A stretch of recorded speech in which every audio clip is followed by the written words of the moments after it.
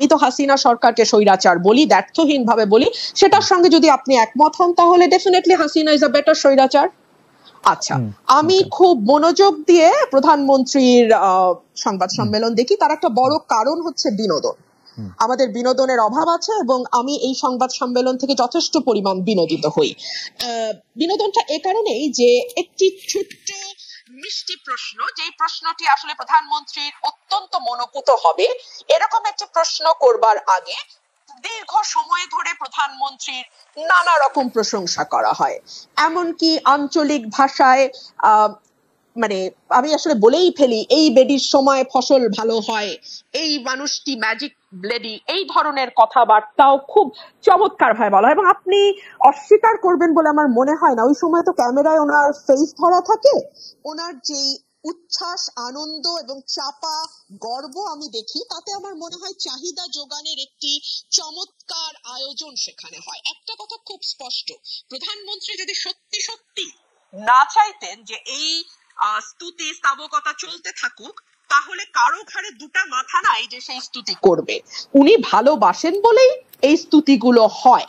এবং প্রশ্নগুলো আপনি লক্ষ্য করবেন, ধরুন যখন আমাদের একজন শীর্ষস্থানীয় পুলিশ কর্মকর্তার দুর্নীতি নিয়ে পাতার পর পাতা রিপোর্ট প্রকাশিত হলো, আইনজীবীরা দুদকে গেলেন, আইনজীবীদের মানে বিষয় আমলে নিয়ে দুদক তদন্তেও নামলো, প্রধানমন্ত্রীকে নিয়ে তো এই প্রশ্ন করাই যেত। কেন করা যেত আপনি প্রশ্ন করতে পারেন, যেটা তো আসলে প্রধানমন্ত্রীর দায়িত্ব না, এটা দুদকের দায়িত্ব, পুলিশ আইন শৃঙ্খলা রক্ষাকারী বাহিনীর দায়িত্ব, উনি কেন এটার মধ্যে কথা বলবেন? এ কারণেই যে বাংলাদেশের প্রধানমন্ত্রী যেহেতু মশা মারার কৃতিত্ব থেকে শুরু করে মানুষ হত্যার বিচার পর্যন্ত সকল কিছুই, আপনি এত চমৎকার বলেন, আসলে শুনতে ইচ্ছা করে, কিন্তু একটা প্রশ্ন না করে পাচ্ছি না। আপনার কাছে কি মনে হয় যে আপনি উচ্চ পর্যায়ের পুলিশ কর্মকর্তা যাকে বলছেন তিনি আসলে অবসরপ্রাপ্ত কর্মকর্তা, এবং তার কেস যে দুদকে নেওয়া হয়েছে সেটা প্রধানমন্ত্রীর জানার বা এপ্রুভালের বাইরে, এইটা আপনি মনে করতেছেন?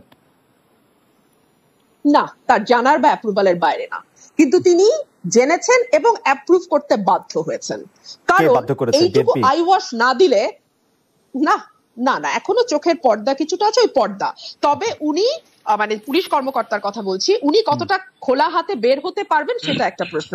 ধরুন বেসিক ব্যাংকের বাচ্চু শেখ আব্দুল হাই বাচ্চু, ওনার নামের আগে শেখ ছিল না, আমি জানতাম না। ফরাসউদ্দিন সাহেব যেহেতু দুদিন আগে সেটা খোলাসা করেছেন, সেটা অবশ্য আপনাদের রিপোর্টারদের একটা ফোরামেই তিনি খোলাসা করেছেন, সেখানে তিনি স্পষ্ট করেছেন নামের আগে শেখ ছিল না, এখন শেখ যুক্ত হয়েছে। আচ্ছা, আব্দুল হাই বাচ্চুকে নিয়ে কিংবা আচ্ছা কোনো ব্যক্তি বাদ দেন, বাংলাদেশে মন্দরিনের পরিমাণ 4.5 লক্ষ কোটি টাকার উপরে, এটা আমরা বলছি না, অর্থনীতিবিদরা বলছেন।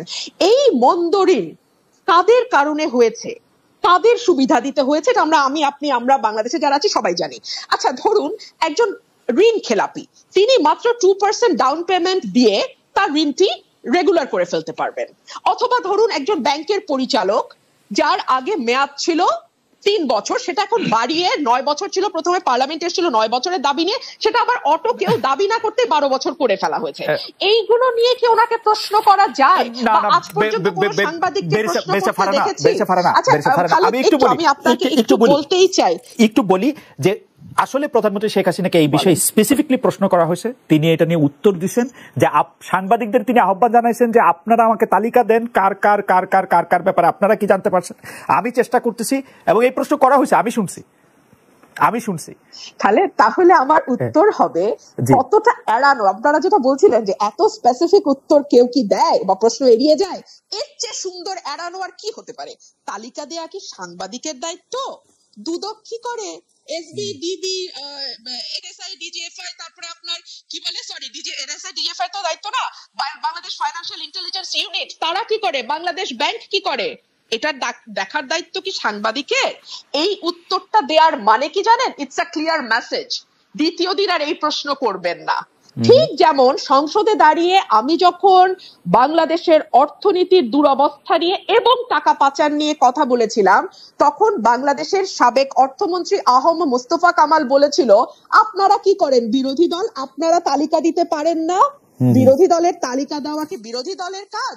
তখন আমি বলতে বাধ্য হয়েছিলাম, আপনার পাশে যেই ফরেন মিনিস্টার বসে আছে তার কাছে তালিকা আছে বলে তিনি স্বীকার করেছেন, অ্যাটলিস্ট কয়েকজনের নাম, মানে কয়েকজনের তথ্য তিনি জানেন, অথচ তার কাছ থেকে তালিকা নিয়ে বিসমিল্লাহটা করেন। জি, ইন্টারেস্টিং পয়েন্ট। অর্থাৎ বিএনপির কথাই তিনি হয়তো বলেছেন যে তারা আসলে নির্বাচনে কেন আসবে, তাদের নির্বাচনে কে, মানে নির্বাচনে যদি তারা আসেন কে হবেন তাদের পরবর্তী নেতা, এটা তো একটা বিরাট কথা। এটা তো আগে ঠিক করে তারপরে নির্বাচনে আসতে হবে, তা নাইলে তো তারা যে কোনো ছুতোনাতে নির্বাচন বর্জন করবেনি। দেখলাম চ্যানেল 1 বন্ধ হয়ে যেতে দেখলাম, দিগন্ত টেলিভিশন বন্ধ হয়ে যেতে দেখলাম, আরো কিছু কিছু চ্যানেল আমার স্পষ্ট মনে পড়ছে না, রিসেন্টলি নেত্র নিউজ বাংলাদেশ থেকে দেখা যায় না। দেখুন কোন তথ্যটি সঠিক, কোন তথ্যটি ভুল, কোন তথ্যটি বিভ্রান্তিকর, কোন তথ্যটি সঠিক, এটা আসলে আপনি আইন করে বা মিডিয়া বন্ধ করে কখনো করা যায় বলে মনে হয় না। সম্ভবত এটি করবার সবচেয়ে ভালো উপায় হচ্ছে মানে ভুয়া তথ্য বা যেটাকে বলা হয় ফেক নিউজ, যেটা নিয়ে এখন খুব আলোচনা হয়, সরকারের মধ্যেও প্রায় শুনে এই কথাটি, ভুয়া তথ্য, গুজব ছড়ানো ইত্যাদি ইত্যাদি। এইটার সব এখান থেকে বেঁচে যাওয়ার বা এখান থেকে বেরিয়ে আসার সবচেয়ে আমি বলবো যে গ্রহণযোগ্য মাধ্যম হচ্ছে মুক্ত গণমাধ্যম। আপনি গণমাধ্যমকে স্বাধীন করে দিন, আপনি তাকে লিখতে দিন, তাকে তথ্য প্রকাশ করতে দিন। দেখুন প্রধানমন্ত্রীর প্রেস কনফারেন্স নিয়ে আজকে আলোচনা শুরু হয়েছিল, একটা ভেরি কমফর্ট জোনে বসে যেই মানুষগুলো আপনার সামনে হাসি হাসি মুখ করে বসে, প্রথম সারি, দ্বিতীয় সারি, তৃতীয় সারি, এর পরের সারি, প্রতিটি মুখের মধ্যেই তার বক্তব্য লেখা আছে। সেই লেখাটা আমি যেমন পড়তে পারি, প্রধানমন্ত্রীও পড়তে পারেন। সুতরাং তিনি ভেরি কমফর্ট জোনে থেকে শুরু করেন তার যাত্রা। আচ্ছা ধরুন অর্থনীতি নিয়ে তো আলাপ হচ্ছিল, ফার্মার্স ব্যাংক আর বেসিক ব্যাংক, তাই না? এই ফার্মার্স ব্যাংক নিয়ে আমি কি বলছি সেটা তো একটা বিরোধী দলের কর্মী, অনেক কথাই বলি, বাদ দেন। আমাদের সাবেক অর্থমন্ত্রী আবুল মাল আব্দুল মুহিত বলেছিলেন আস্ত একটা ব্যাংকেই গিলে ফেলা হচ্ছে এবং এই ব্যাংকটা করাই হয়েছে লুটপাটের উদ্দেশ্যে, এই ফার্মার্স ব্যাংক। মহিউদ্দিন খান আলমগীর টিকির একটা চুলো ধরা পড়েনি, তো সেটা নিয়ে কি কোনোদিন ভুলেও কোনো সাংবাদিক প্রধানমন্ত্রীকে প্রশ্ন করা তো দূরেই থাক, কোন রকম কোনো আলোচনা আশপাশ দিয়ে কথা না কিচ্ছু হয়নি তো? কিংবা ধরুন অনেক রকম উন্নয়নের যে এত বয়ান, হ্যাঁ এত মানে রোল মডেল হয়েছি আমরা, আমাদের ঘর থেকে বেরোলেই এখন শুধু উন্নয়ন আর উন্নয়ন, এত কথা বলা হয় উন্নয়ন নিয়ে, মাথা পিছু আয় নিয়ে গর্ব করা হয় ইত্যাদি ইত্যাদি। প্রধানমন্ত্রীকে কি একবারও প্রশ্ন করা হয়েছে?